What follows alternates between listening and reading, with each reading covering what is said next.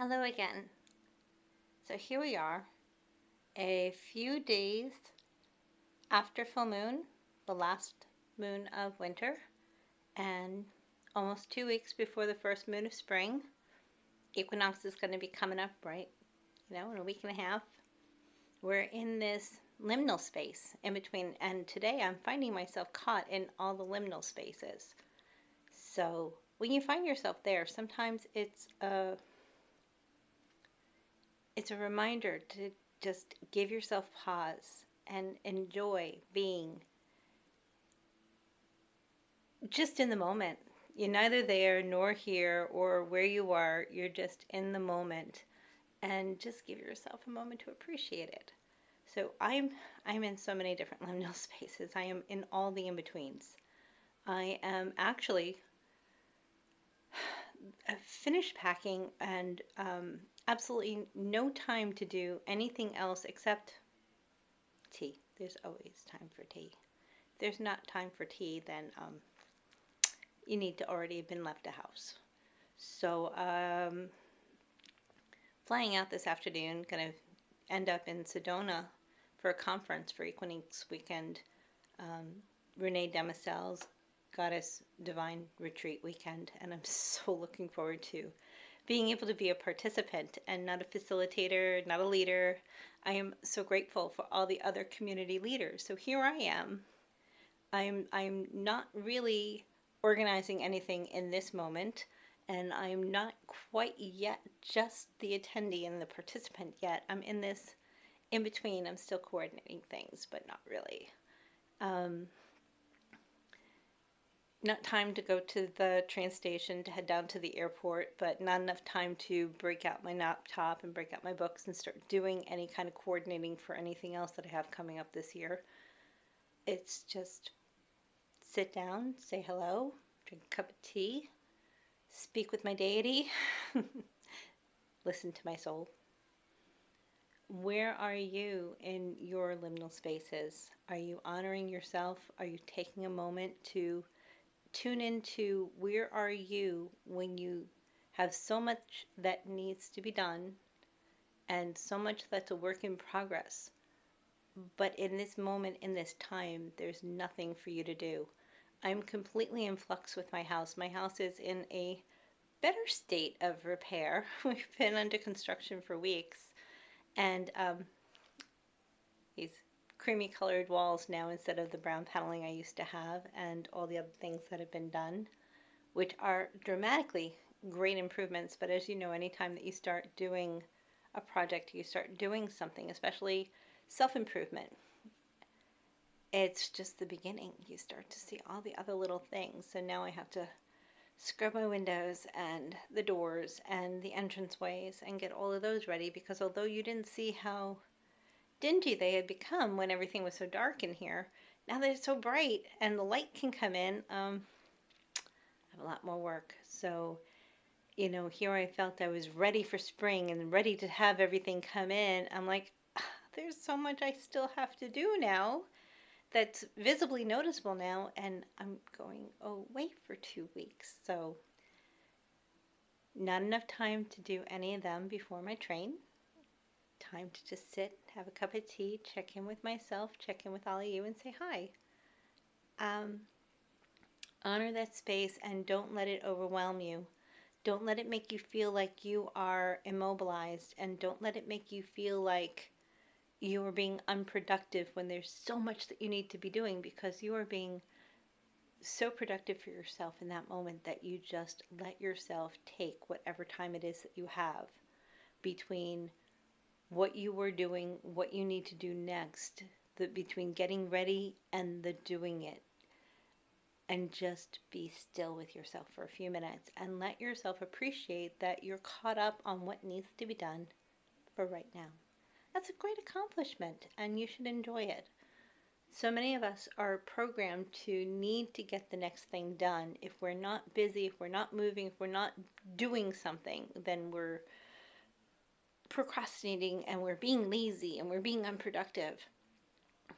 Taking a moment to rest and taking a moment to touch in with how you actually really feel about what you've done so far and where you actually really want to go with your work next, that's really important.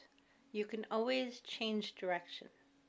So at any moment in time, before you get to where you're going, you could change your direction, you could change your ambition, you could change your goal, you can change the way you're doing it. So it's more about the journey and not about the destination. And your magic is the same way.